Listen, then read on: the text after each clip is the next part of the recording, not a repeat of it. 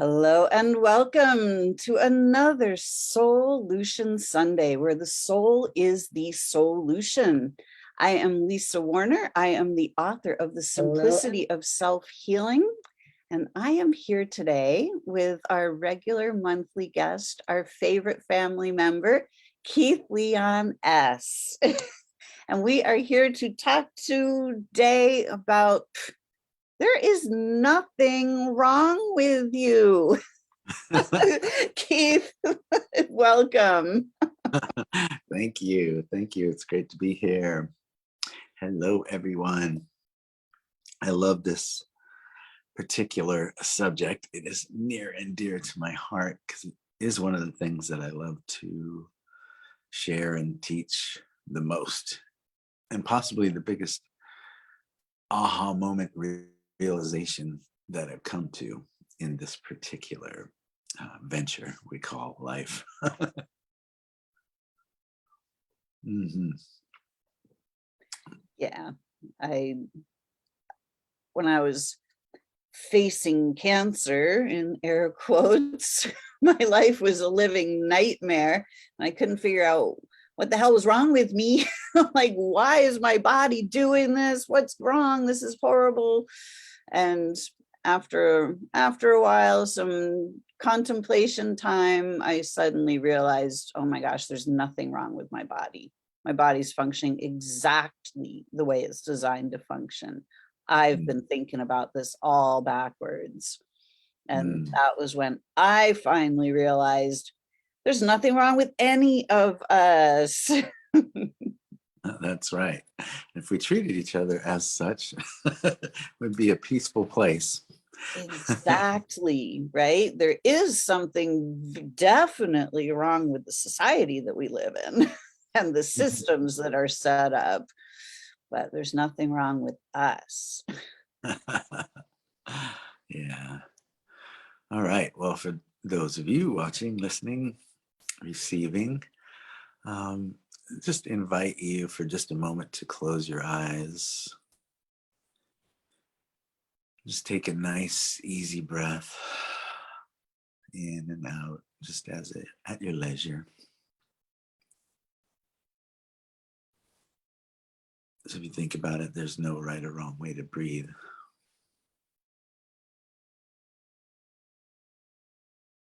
It's in and it's out.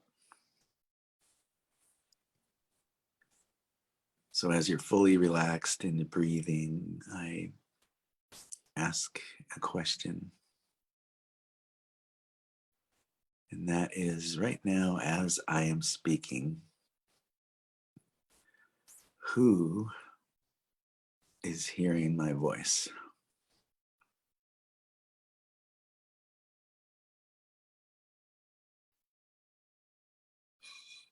Who is it? What is it that is hearing my voice right now?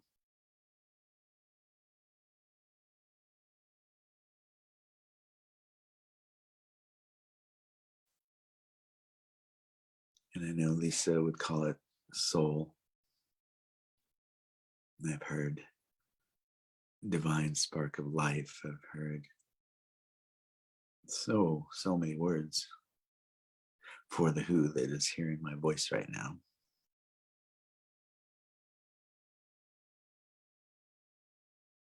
But the one thing that I have become clear about is this who that's hearing my voice right now. It breathes us. We are made, it's said, in the image and likeness of it. It's that part of us that has no beginning and has no end.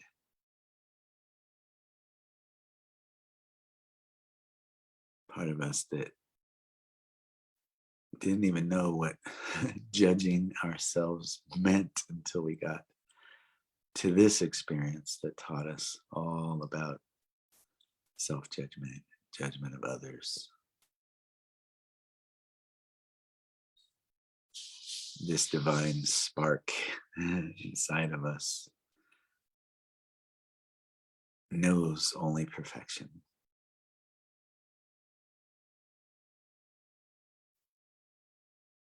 This part of you that hears my voice cannot be extinguished. It lives on and on, has no beginning, has no end.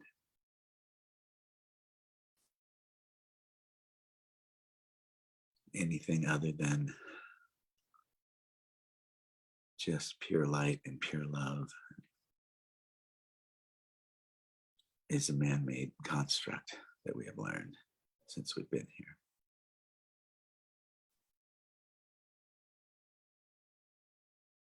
So who is hearing my voice right now?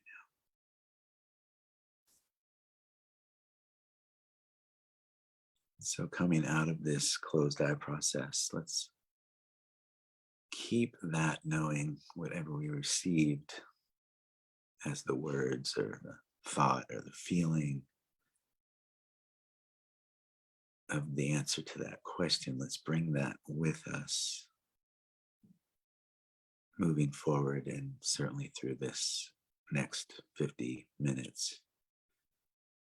Keep it right here with us, that presence of that who that is hearing my voice with us, so that we may receive, entertain, hear,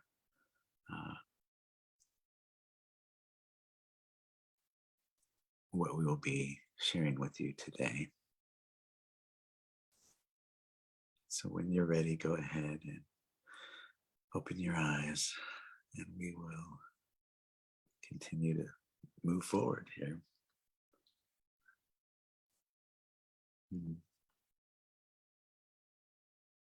And as I'm sharing today, anyways, I may use the word God because for me, there's no charge in that. I did grow up in, mainstream religion, and I did have a problem with it for a long time. And,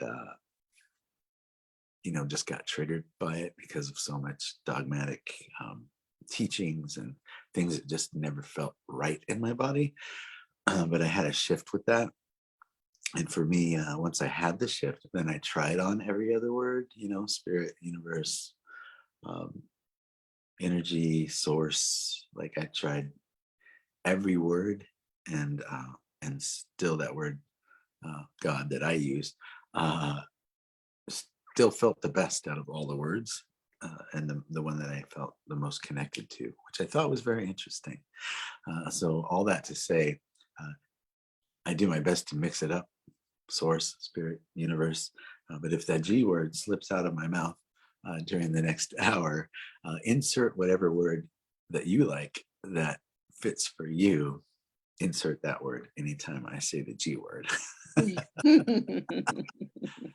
And so all that to say, my wife, Mara, said the most interesting thing years ago, and I love it, and I've shared it with many people since, was she said, okay, so you always say we're like made in the image of God, right? And I said, yeah, image and likeness doesn't mean like, man in the sky, but I mean the energy that I'm made of, the all the stuff that I am, that's the same stuff that this divine energy source that is all of creation is. Yeah, okay, yeah.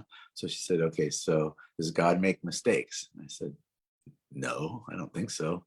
She said, well, so if you're made in the image and likeness of that thing, then that means you don't make any mistakes, right? And I was like, whoa. So how could there be anything wrong with you if you don't make any mistakes? And so she kind of left me in that for a meditation, and it just opened up a whole bunch of things that were really interesting. If I'm made in the image and likeness of it, and it doesn't make mistakes, therefore I don't make mistakes. So what's underneath that if I don't make mistakes? So then I started really looking at words, and especially dogmatic religious words that I grew up with. And so one of them was sin.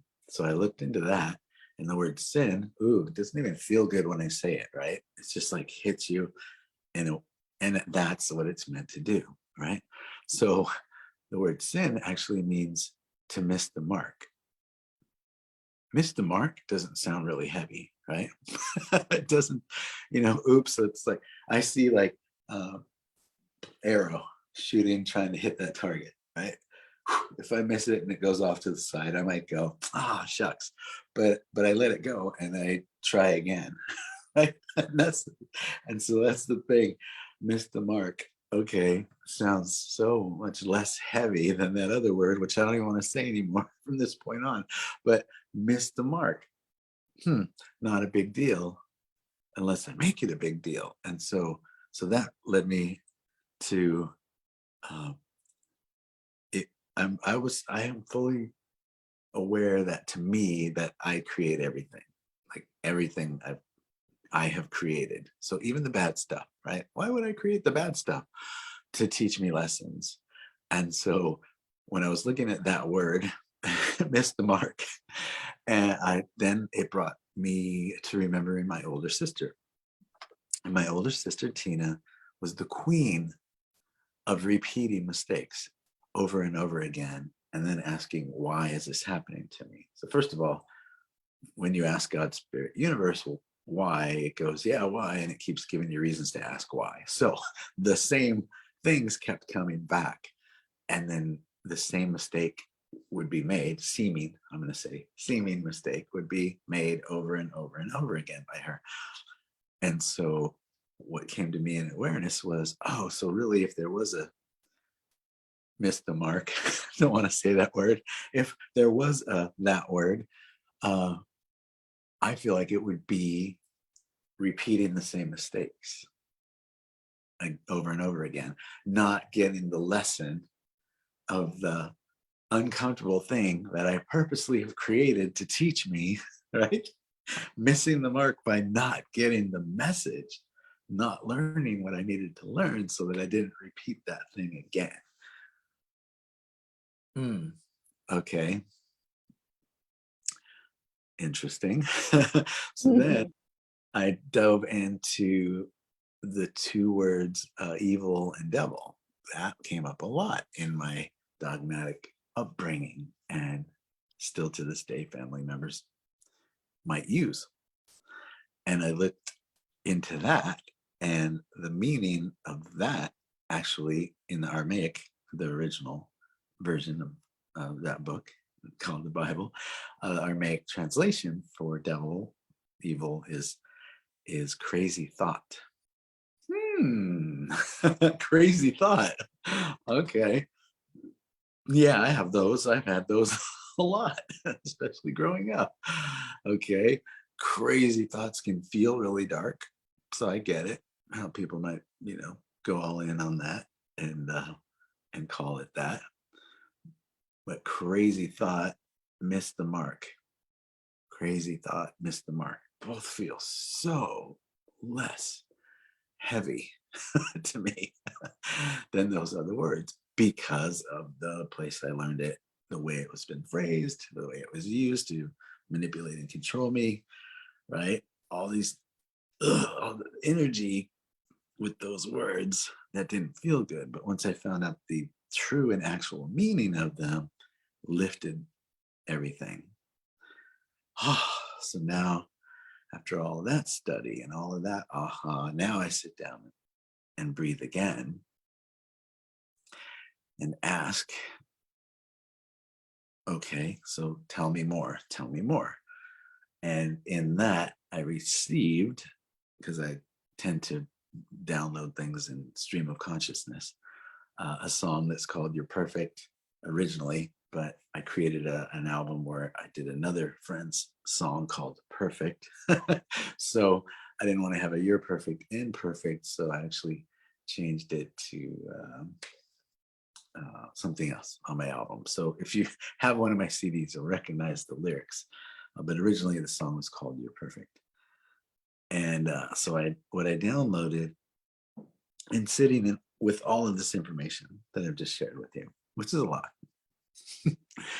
was, did you hear that voice in your head today? Yeah, you know the one. Right? It says that you're not good enough. It says that life's no fun. Did you hear that voice in your head today? It's the one that tells you lies. The one that sometimes laughs at you. The one that sometimes cries. Did you believe him? Did you believe her? Did you buy into the lies? The only thing wrong with you is that you think something's wrong with you. The only thing wrong with you is that you think something's wrong with you.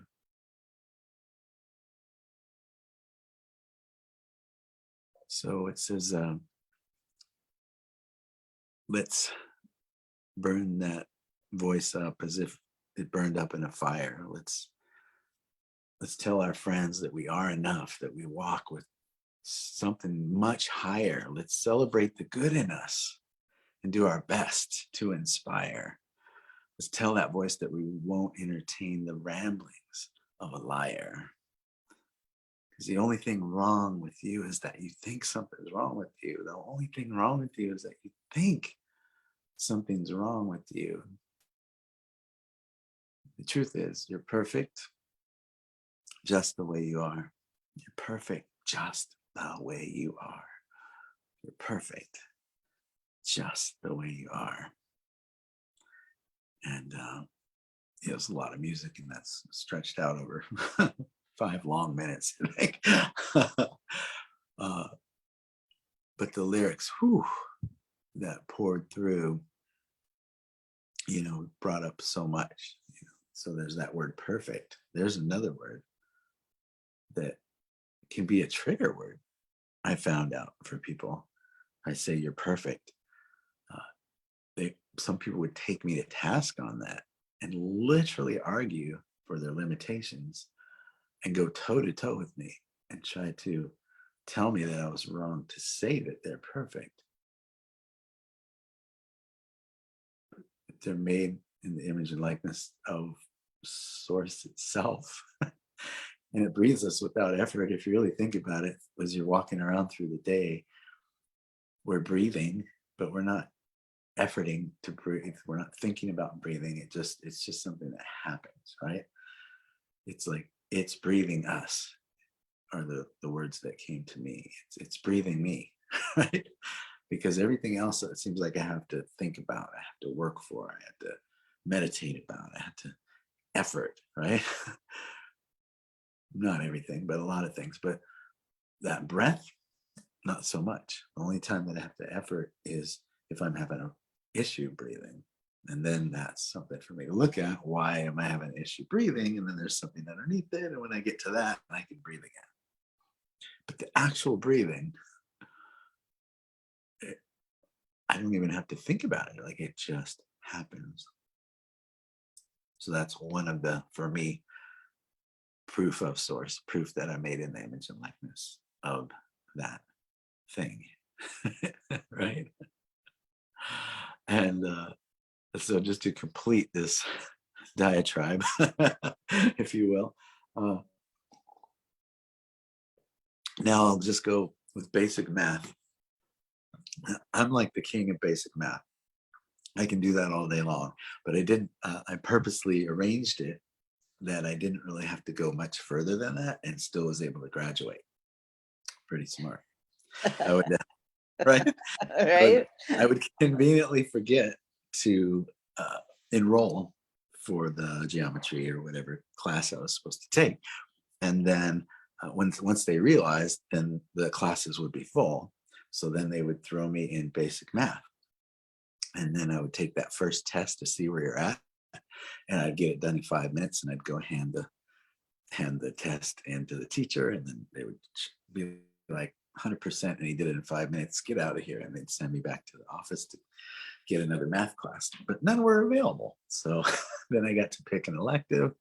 And so I repeated that over and over again because I didn't feel like I needed anything more than that. And so I created being able to skip over that and still be able to graduate. Interesting. So, but using basic math principles,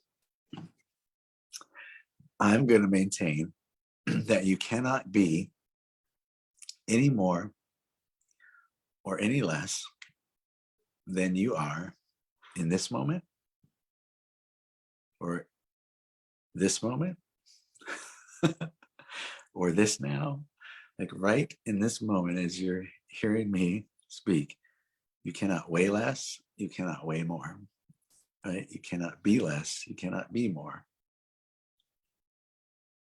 If I decided I wanted to release some weight, and then in this now moment, I made a choice in what I wanted to do in the future to create that, great. That's a choice I'll be making that will effectively, if I do it, bring the scale number down and my pants to be less tight. However, even in this moment, when I make that choice, I cannot be any less or any more than I am now. In each moment, I could never be less or more than I am now. So when it hurts my heart when I hear people use words like, I'm not worthy, I'm not good enough. Those words, I'm just like, oh, right? If I even hear it, I just want to hug. Oh, sweetie, like, where did that come from? And like, would you like some feedback? Like, really get to it and try to figure out where that came from to be released, to be dealt with. But if just using basic math principles, we cannot be any more or any less in any moment ever. So therefore, we are enough in each moment. And we are worthy of anything that we can even imagine, right? Anything that we can even imagine. It's like people say sky's the limit. I'm like, that's still limited. Sky, right? It's not sky's the limit. It's like there is no limit. And that's the piece that I feel like I'm a walking, talking proof and demonstration of. Right? There are no limits. Anything I can think of it is not even possible, but is. And so I guess I'll let it rest for now, right there. We cannot be any less. We cannot be any more. It's just good math, right? Right now, perfect, just the way we are. If we can't be any less or more, clearly we must be enough. Clearly we must be worthy. And if we're literally breathed by the source that created us, I think that makes me worthy. I do. I really believe that. That alone makes me worthy to be able to create, have, do, be anything, anybody, any of it is mine for the creation, mine for the creating. And anything that I, for years now, that I really truly get clear, time to create that, right, has happened, I believe, because of the things that I'm teaching right now. There's nothing that's telling me that I don't deserve that I'm not worthy of that. And and that was really, it was beat into me mercilessly by some of my mentors who you would know, a lot of them. Those of you who are watching this just really took me under their wing and really helped me answer the kind of questions that came up in the inquiry that I was telling you about, that just told me over and over again that I was worthy until I got it. So that's why when it was like, what subject, what do you think would be a good idea to talk about today, Keith? This really came present for me. This piece was maybe the hugest piece that I've ever received, that literally shifted everything in my life.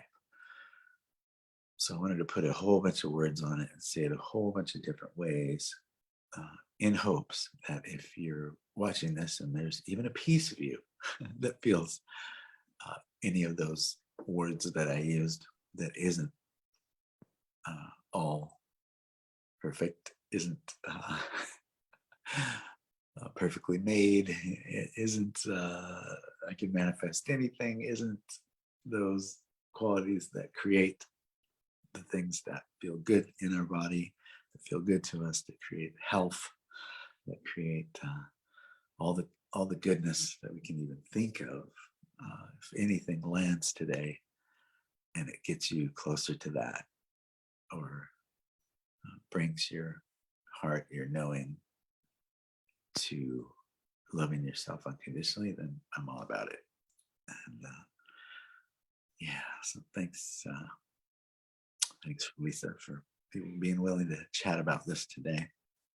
Absolutely. Thank you so much, Keith. That was spectacular. There's so many things that I can pick up on in that to carry forward. As you started, you asked who is listening to these words, and the ultimate answer is I am. And when I ask myself, who is creating my life? I am. When I was facing cancer, who created this? I did. I didn't do it on purpose, obviously, but Right. I did it because we are each the creator. Mhm. Not only are we made in the image and likeness of, we are literally the creator exploring itself in human form. Yeah. So we take source, the living life force energy that suspends all universes, that has created all universes, and we allow that to flow to and through us, and that shapes our lives. And when we are believing that I'm not okay, I'm not perfect, I screwed up, I shouldn't have done that, all of these things that we are taught, I'm not pretty enough, I'm not smart enough, I'm not wealthy enough, I'm too much. When we believe all of these things that are taught to us by the external world, that we're sinners, that we're unworthy, that we need to have more, that we need to do more. What are you going to do with your life? When we start believing all of these things and following everybody else's expectations, I am gets very, very distorted. And when we are living that distorted version of I am, the body has to reflect that. Our lives have to reflect that. When we believe that we're unworthy, we don't have any money. Like, or we don't have the relationship, we don't have the life that we really truly desire. When we believe there's something wrong with us, our bodies are going to reflect that. Like, there is no other way. When I believe I'm not okay, I can't be okay. Like, I can't manifest that. I can't see my okayness when I believe that I'm not okay. Mm. Yeah. True. Yeah. For me, I fully believe all the stuff you're saying. And I don't tell anybody else they have to believe what I believe. Right. And in growing up, I did like an extensive search through a whole bunch of every type of church possible. All of my friends were all different religions, and I wasn't feeling God, spirit, universe, source energy in the one that my family was going to. So I thought I would try other ones on, I tried over and over, and many of them used, the Bible, and that was their answers came through that book. And so somebody told me when I was young, and I wish I could remember who, so I could give them credit. It said the Bible's a book of metaphors. And I was like, what's a metaphor? Because I was young on this search. And it was like, oh, they're like stories that have a moral, or they have something that you can come away with, right? But they're made up, or they're embellished, or they're created to teach a lesson. So it's like you can't really take those words, all the words literally. They're telling a story, and it's what you come away with it. That's what's the most important. So I was like, oh, okay, cool. So it's very formidable as a child. Like when I would hear things, I would consider them and ponder them, and I felt like an alien on this planet, because I felt like I was doing things that a lot of people weren't doing. They were just hearing and saying okay and just doing it, but not really questioning or sitting with it and finding their own answers. So once I heard that, then things started to jump out, and that is one of them you used, I am, right? When Jesus was asked, who are you? Like those were the only words he could come up with, right? I am that I am.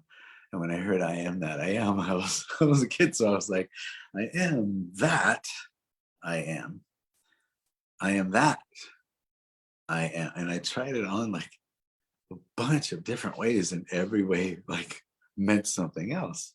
So I was like, even in those words, I am that I am, 5 words, it was a metaphor. Right? Wow. And then I was really just listening in that, going to all the different churches, like what are the things that are being said that actually feel true? There were very few, but the ones that did really stood out, because they came over and over and over, and then they felt good in my body. So I am that I am was felt like truth. It happens as you believe, and all the different ways that was said. Uh, as you believe, it is done unto you. Pray believing that you'll have and you'll receive. Whew, I was like, well, I want to see if that's true, So I started as a kid.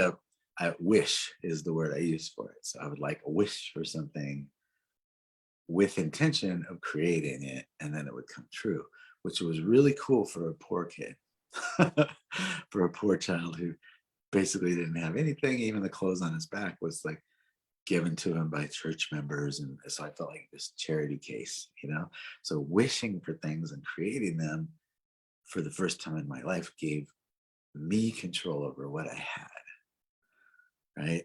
It didn't have to be given to me like, oh, poor Keith, he doesn't have shoes, so let me buy him these nice shoes.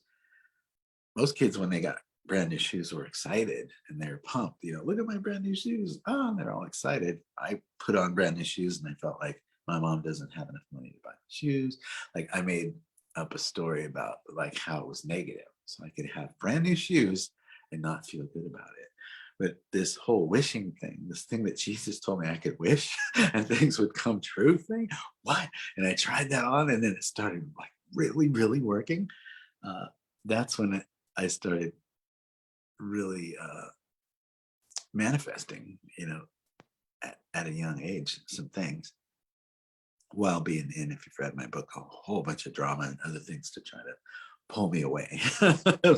So it's like I was creating all of that to ultimately get me to where I am today, right? So that all the things that I believe in today, I got to test out growing up, and be able to try to get through all those issues and challenges and problems that ultimately I created. So there you go. And if I had not learned those lessons and missed the mark, then maybe I could get into that energy that everyone else gets into, that I choose not to. So loving self unconditionally, that's the next piece to look at. If you really want to believe that there's nothing wrong with you, what we're have the audacity to say to you today, that there's nothing wrong with you,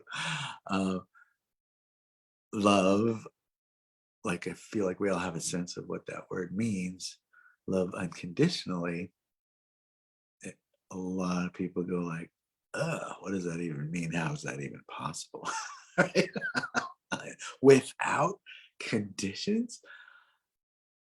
So what would loving yourself unconditionally mean? What would that look like? Would you be able to make seeming mistakes? Would you be able to miss the mark if you knew that you created that and that there was some lesson for you to learn from it, and ultimately you did it on purpose? Would you be able to judge yourself for making a seeming mistake if you knew that it was just there to teach you? If you looked at your body and you knew that that was a creation also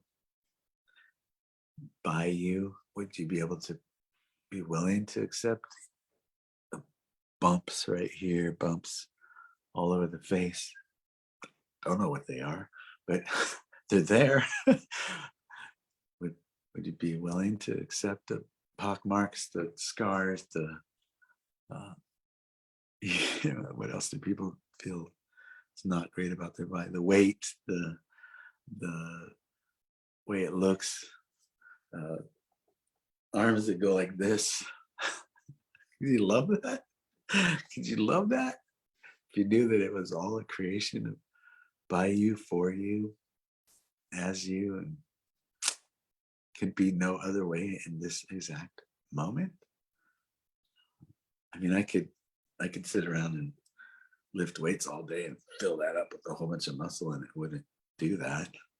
But do I like not like myself right now because my arm's jiggling? Like, that would suck. And I do remember, do remember having body shame, and even until recently, a few years ago, I did a thing called 9 Round. For the first time in my life ever, I had some abs, and so I lifted up my shirt and took a picture and posted it on Facebook. And I was like, I'm like, some of you might see this picture and you're reading this, but maybe your first thought was, oh my God, how vain is he? How, like, oh my God, he's showing off his abs, right? And I get it. I said, but what you don't know is I had body shame my whole life, and that I could never even take my shirt off, like in a pool or a beach or around people, because I had so much shame about my body. And but I had this like intention to do the work to create where I actually would be able to see my abs. And today I lifted up my shirt and realized I completed that.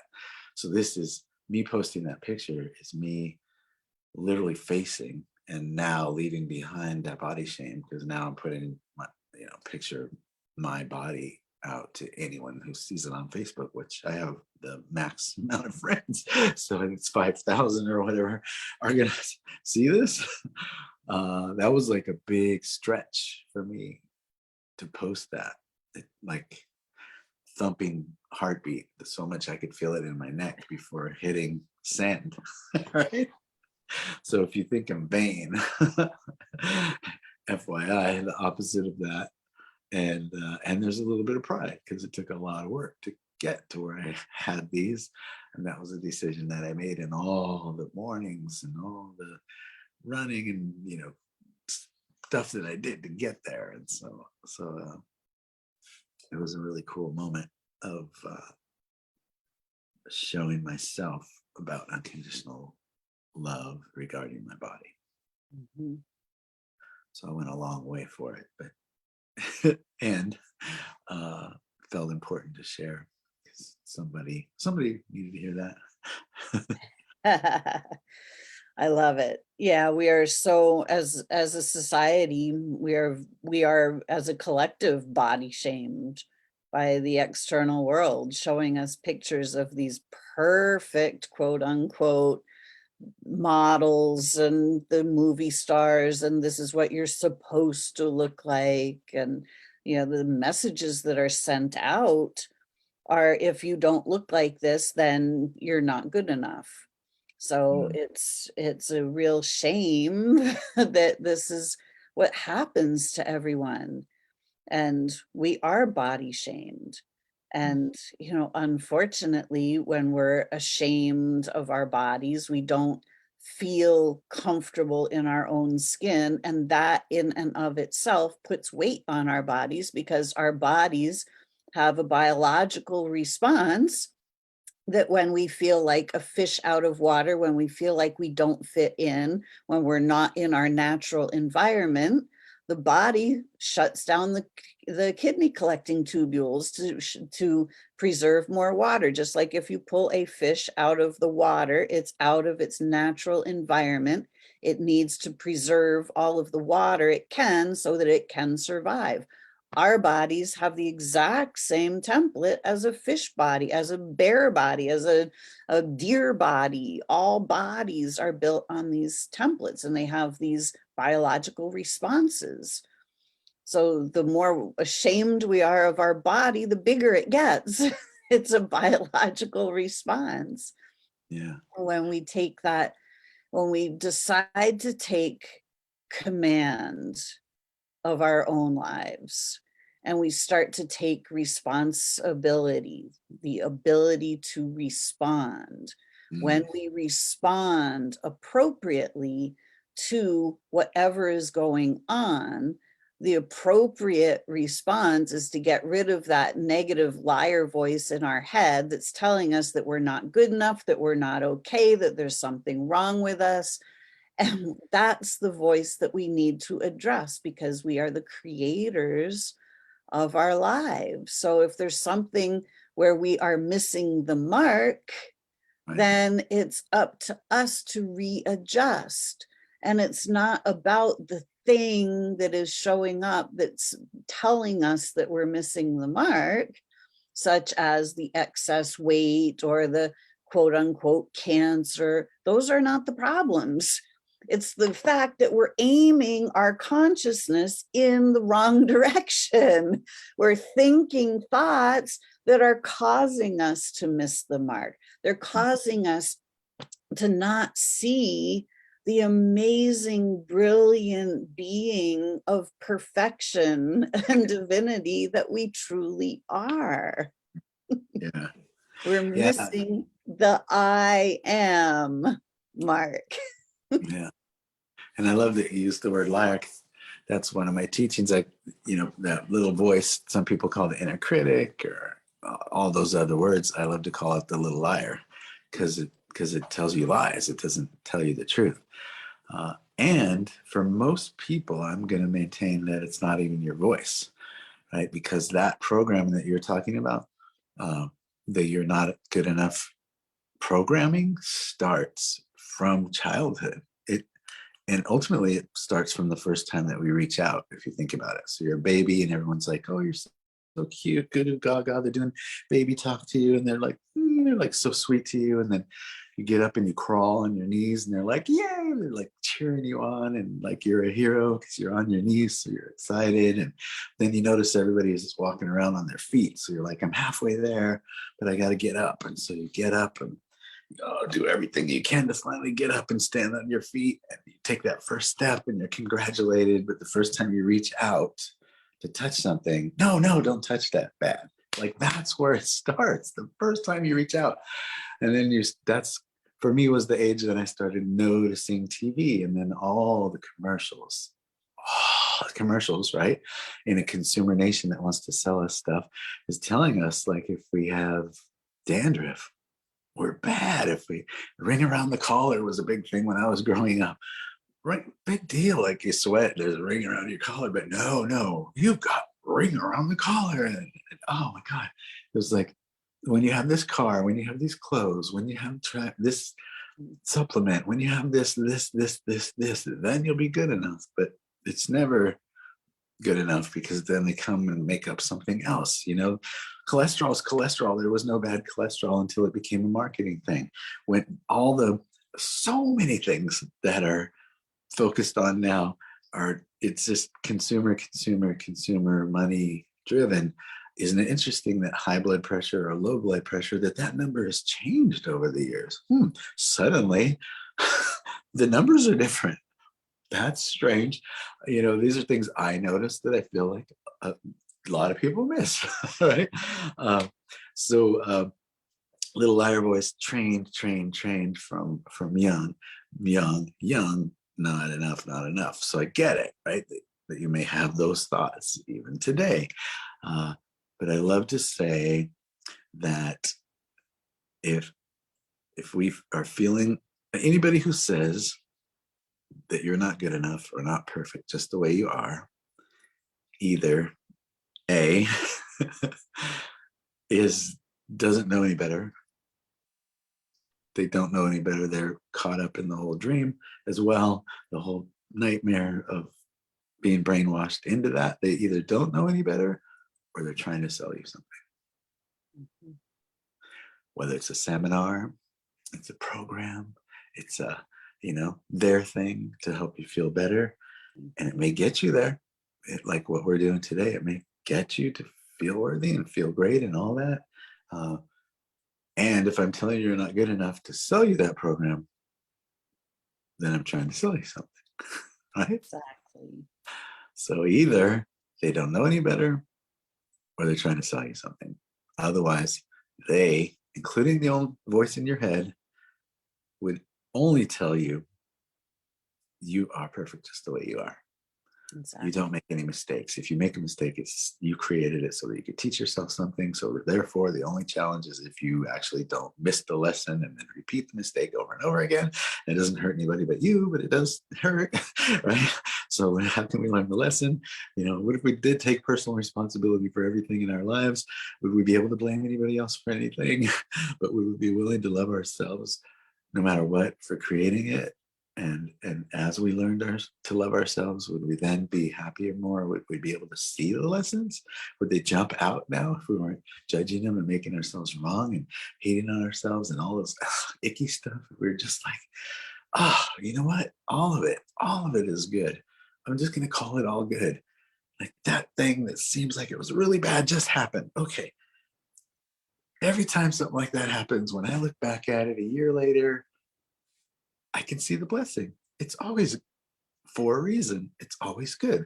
So can I now, as that thing happened and my stomach's tight and I'm like, feeling like this, can I now go, you're a blessing? I don't know what it is yet, but I'll see you.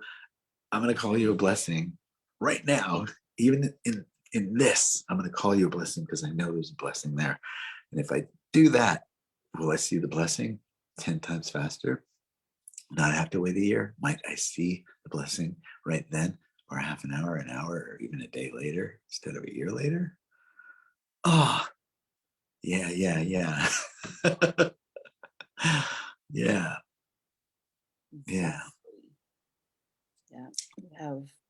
We have Lori saying we shame ourselves because of comparison and competition. Removing those prescribed concepts helps us to love who and what we are. And she says our education system rams the not good enough down on us when we realize the grading system puts us in categories of smart or dumb, and joining sports determines if you're popular. She said it's sad. Yeah, I forget which country it was, but that we took our system from, right? From another country. And our school system was set up, like literally created to train soldiers and industrial workers. Yep. So that's why it feels so militant when we're, and just like contrary when we're growing up. Bell, shut up, raise your hand. All that stuff just feels like, I'm being controlled. Icky, right? Exactly. But at that time, there was industrial workers and war going on, right? So at the time, that is, you could look at what was needed, right? The school system that was needed. They needed industrial workers. They needed soldiers. So it's like, I'll let you off the hook. I'll say at the time, that's what was needed. Helps take a little bit of energy off of it. However, as soon as it became a not industrial nation and we weren't like constantly in war or at war, uh, then let's look at something else, right? Yeah. So there are a few different options out there now, and it's just another thing that I think a lot of the negative energy, a lot of the negative stuff has just been handed down from generation to generation to generation. So it's a lot easier to just go, oh, I went to that type of school, and so I'm going to enroll my kids in that school and not even think about it. Right. Right? Just Exactly. unless you had like an aha enlightening moment of like, this is not for me. Anybody who is creative in any way whatsoever is not built for this. Exactly. Will be labeled ADD, saying they have a short attention span. So let's give them, speed, which is really weird, to to try to calm them down. Not getting that one, but labeled as ADD. No, that's not enough. Let's go to ADHD, right? That is. Yes. I'm so bored Right. that I There's can't. something wrong with you, and we have Yeah. a pill for that. Well, I can't. I literally can't focus because this is not going to do me any good. Nothing about being in this place feels good to me. I'm not being challenged in ways that I need to be challenged, like creative art, music. Exactly. I get this much music if I'm in the right school, or this much art, 1 hour. But if I'm an artist, I want to do art all day long, and anything other than that art that I love is boring to me. Then you have the whole, first there were the indigo children, and I don't know if you believe in this stuff, but Mhm. I've seen evidence of it. First there were indigo children, and now there's crystal children, right?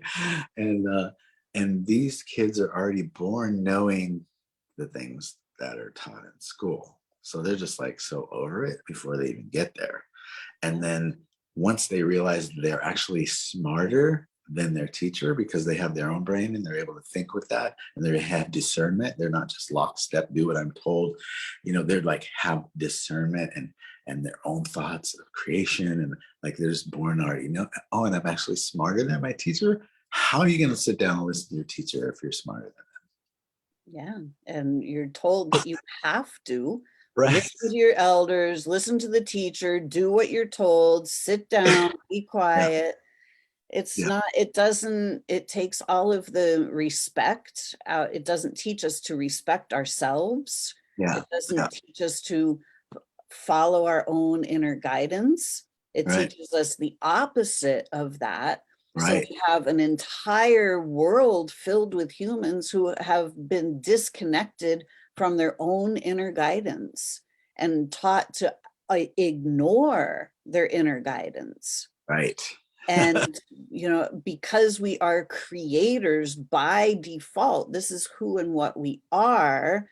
When we are reacting to the external world, we're simply reacting to the stimulus.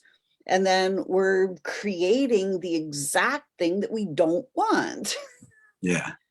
So, Yeah. but when we're in creator mode, we're living with that living life force energy flowing to us and through us, and it feels incredible and amazing and wonderful. And, life is a completely different story when we are actively, consciously creating and in the flow and being who I am Mm. designed to be. My soul is here for a reason for each and every one of us. I'm saying the I am for each and every one of us. Yeah. That this is who and what we are. We are these divine beings created in the image and likeness of the creator, God, source, universe, whatever words you want to use. But Right. we are each that individual crystalline snowflake that is perfect. Sacred geometry of the soul is what I talk about. How every snowflake is perfect and completely unique. We are each created perfect and completely unique. And we are here for specific reasons. We have chosen to be here. And Yeah. then we come here and we go, oh no, we're supposed to fit ourselves into this dysfunctional society. Like, what am I supposed to do in this dysfunctional world? Mm, And we get lost. mm, yeah. Yeah. And the youth, the teens, the children of today, if you sit down and teach them at school with that model, a lot of resistance. I wonder why. Mhm. Even at a lot of churches, right? Adults talking at them, right? So they get so much adults talking at them. And then even adults, they're born now feeling like, yeah, I know that. Yeah, I already know that. Yeah, I know that. Right. So I get so much of my information in asking people questions. If you read my book, there was a time where the angel who came to me literally in the flesh and worked with me at one point challenged me to not speak for a period of time and only listen. And ultimately one of the lessons was, you can learn more from listening than you can from talking, because at that time I loved to hear myself talk. And so I've always been in this inquiry process and asking people questions. And so at one point when I was speaking with teens and kids growing up, I started asking these questions. Do you, I mean, don't you feel like it's really, really hard to be in the traditional school system? Yes. Do you feel that that's because right, you already know what you're being taught? Yes. Thank you. Is it because you feel like I'm smarter than this teacher and I was born smarter than this teacher? Yes, thank you.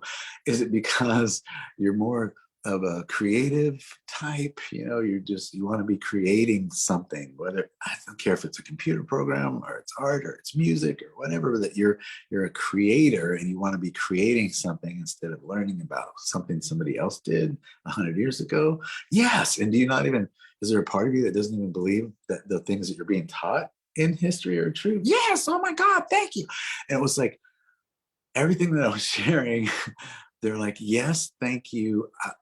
You get me. I can't believe that there's an adult walking this planet that actually gets me. And that's from reading a book that explained crystal children and me looking for my proof, because as much as I know, and even after reading my book, you think anything would just fall through a filter of that's the truth. But there's still a part of you that always wants to see evidence of it. So I just read about crystal children, then I started talking to them, and they were like, oh my God, finally somebody gets me. Finally an adult understands me. Oh, I wish you were my teacher. Well, just Google Keith Leonis. There's a bazillion videos you can watch. I can teach you there.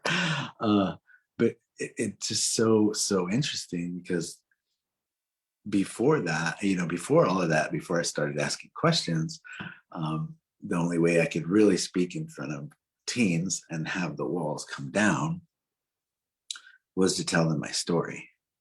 I'll never forget, I hadn't spoken to kids, teens in a while. And I was up in Waitsfield, Vermont, and I actually got booked to speak in an auditorium, the whole school in the auditorium, the certain ages that were the teens.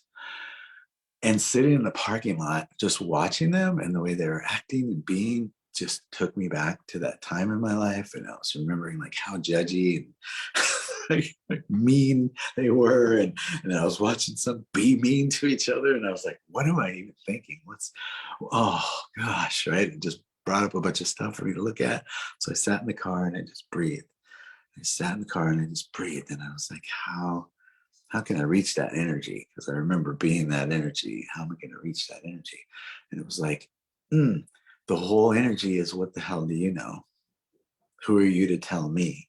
Like, that's the energy. And I get it. And it's earned. It really is. You can only earn their respect with commonality. I get it. So I went in And they're like, oh, ladies and gentlemen, this guy that you don't want to hear from, that you don't care about, who's going to now look down his nose and freaking tell you how to be.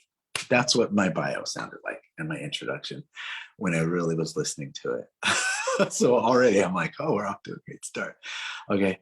So I just got up and breathed and didn't say anything for what probably felt like an hour to them, which was probably about 30 seconds to a minute of complete silence, of just looking in their eyes and smiling with my hand on my heart, saying not a word.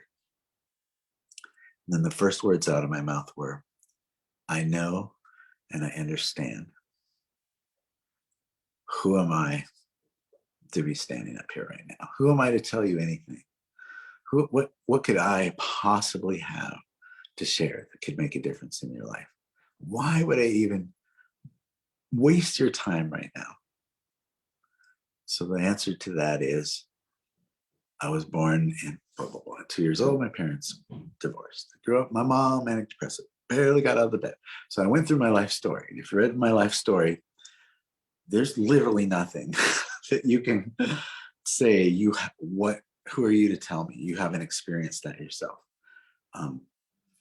All of it have experienced myself, even when I didn't talk about it in the book, which is, being molested.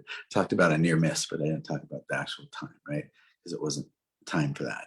But there's touched all of it just in my first 5 minutes. It's called the Earn the Right. Why do I have the right? So I just shared everything that my life was, what I had been through. And in that 5 minutes, I heard people exhale. I watched kids go from this to sitting forward, which the whole room shift, like energy shift before my eyes. And in 5 minutes, ears were open, hearts were open, because they couldn't think of a thing, whatever story they had that they thought I didn't know. It was all disarmed because I had talked about it. And so I said, so now we start, right? Now we start. And then I was able to share the concepts and the stories and the things that I wanted them to know. And that's a lot of what we're talking about today. There's a lot of self-worth and, hurt people, right? Bullies.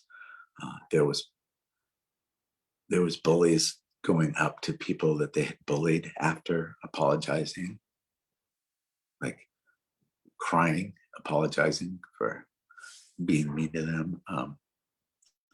Just complete shift. A line of kids waiting to talk to me after, I think it was because it went into lunch, so they had the time. So they're like using their lunchtime to wait in line to talk to me, to share like what a difference it had made in their life.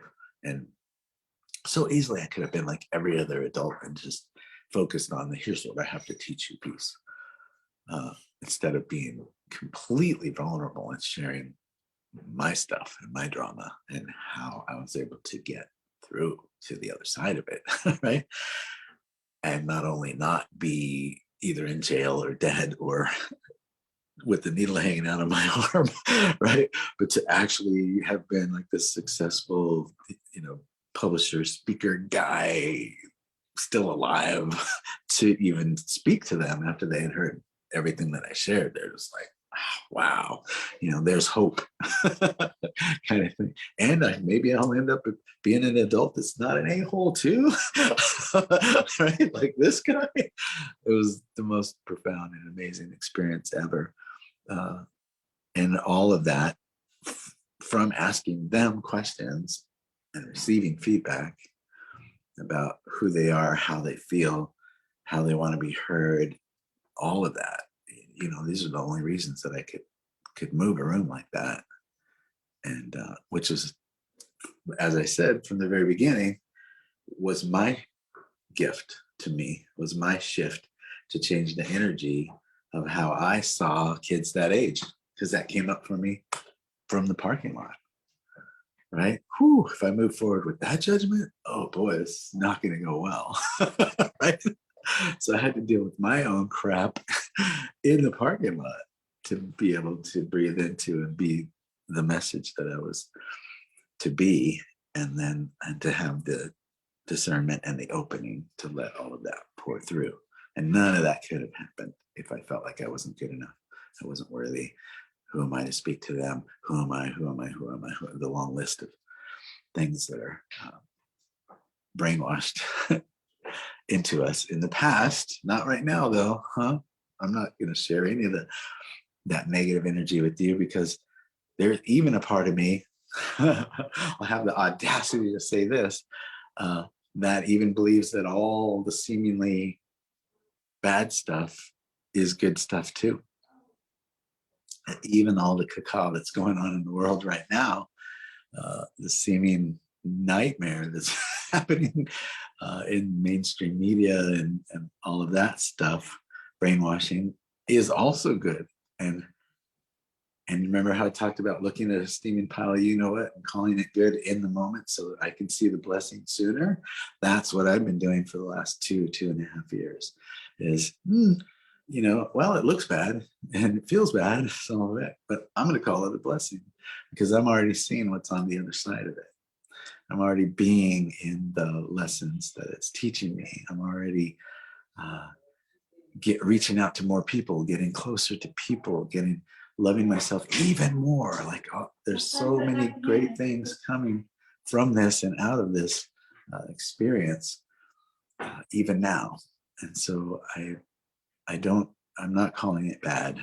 I'm calling it interesting. That's the word I would use. I find it interesting, and in noticing what percentage of people have discernment and their own thoughts as opposed to just believing what they're told. Like that's surprising to me. And I feel like something I've learned because I ask questions, and I told you that's where I receive my feedback. And I've been, even through all of this, I've been speaking in front of rooms and speaking on venues with a lot of people and asking questions, and come to find out there was a thing called the silent majority. I had heard that phrase, but never understood what it meant until I started talking to people.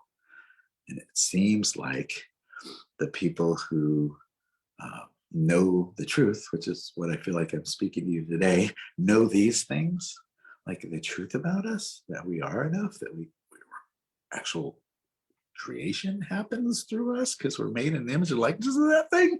And we are that thing. I am that. I am. Like, the people who know this are so many more than I thought. And the people who know the truth about what's really going on right now are so many more than I thought. And so what I've learned is the minority is louder, and it speaks with one of those big speaker, what do they call that thing?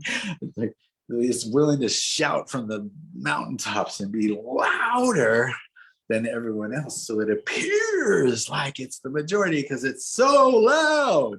Exactly. Actually, the minority and the majority are sitting back going, that's interesting. Let me consider that. Let me think about that. Let me get with a group of people and chat about that. Let me belong to a group of people who are willing to talk about that kind of thing. So interesting. Just, I did not know that before all of this stuff this last couple of years. I had heard silent majority, and I just didn't even know or have a grasp of what that meant. And it was like, I don't need to be loud. I don't need to be right. I know what's true. And I sit around and I talk about that with people who know it's true. And then we share and get workshops, and we, under the radar, make a difference in people's life about the truth, because we know it's true. We don't have to scream about it or yell about it. And it's not, the truth of who we are doesn't want to fight, and knows that anything that you fight against expands and comes at you 10 times harder. Why would I want to be fighting about anything? And even if I'm fighting about something, Is that me trying to be right? How is my right any more right than anybody else's right if that's working for them? So right's not even a thing, right? I think, right. It's so ingrained that I would say right even after I said that. Yeah. Wild, this programming. So I don't feel like I have the need to be right, which means I talk so much less now. This hour I've been talking a lot, but you can ask Lisa. I am in a whole group and many groups of people who are leaders and teachers and thought leaders, new thought leaders, who are the difference makers of the world. And in a group of those people, I'm the quietest one there. Like I probably speak the least in that group. And that's because I don't need to be right. And I had to do that couple weeks of just listening. So if I'm talking, I feel like they've already heard my stuff, right? And a lot of you, Lisa's read my book. What more do I have to teach her? Like I put everything in it. Not teachings, but my story in the book. So I don't even have stories to tell anybody because it's all in the book. So unless somebody says, hey, what do you think, Keith? Why am I gonna waste their time and my time by trying to interject unless I'm asked, or I have a different thought. I have something different than I've ever thought before. Now I'm gonna share. But that's weird for me. I'm a Leo, and I was the loudest person in the room before that exercise. I was always the loudest person that needed like spotlight on me. Like that was the energy. Everybody look at me. I'm a Leo.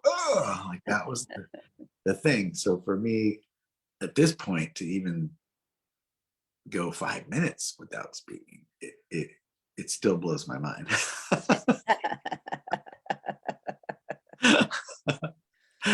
Well, we definitely enjoy hearing you speak because everything that you speak is from the heart, and it is from higher consciousness. And we are here on this planet to tap into our higher consciousness. We have been taught to think from the lower consciousness, from that fallen consciousness of do what you're told, listen to others, follow the rules, don't think for yourself. And now we are here to realize that it's really time for us to start thinking for ourselves, to start taking responsibility for ourselves, because we are creators and there is not a single thing wrong with any of us, except for the fact that we have believed that there's something wrong with each of us. Yes. So, because the external world loves to shout at us that there is something wrong with us, that we are powerless, that we have to do what we're told or else. And it's time to change that, because that's where all of the wars and the poverty and all of the things in the world that don't work are coming from. So we are here to take our power back and start to realize there is nothing wrong with any of us. There's nothing wrong with our bodies. There's nothing wrong with our lives. We have just simply been focused in a different direction. And when we take command of our own focus, we start focusing inside on the I am. We can start to choose how we be.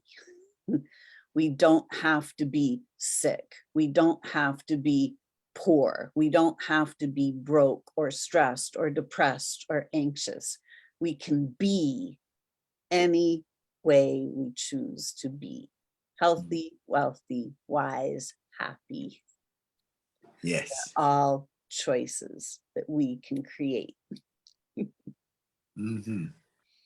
As you say, the soul is the solution. It is. That is the who that hears me when I speak with your eyes closed.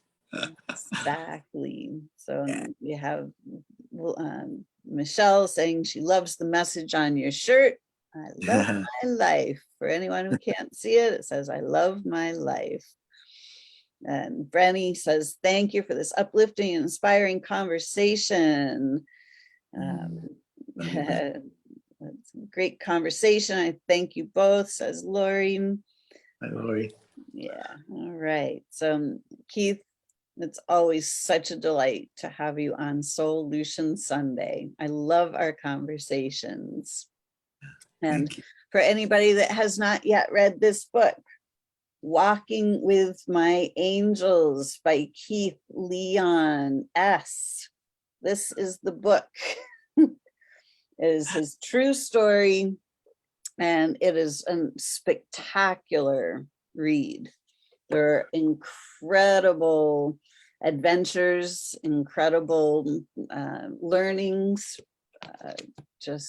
It's a book that will fascinate you, delight you, keep you entertained, give you aha moments all along the way. So Get to walk with me through my life as I learned all the things that I'm teaching you today. Like literally what it is. Yeah. Exactly. So, and going to Keith's website and just Google Keith Leon S, and you will find all kinds of his materials, CDs. His music is phenomenal, very uplifting and inspiring, just great tunes. And so please listen to this master musician, this masterful speaker, this masterful human being who is here on this planet to help us reconnect to our own divinity, so that we can start walking as the angels we truly are on this planet, so we can create consciously heaven on earth instead of continuing to live in this disaster area that they have created for us. It's time to create. None of that stuff has anything to do with my heaven on earth. Huh. Exactly.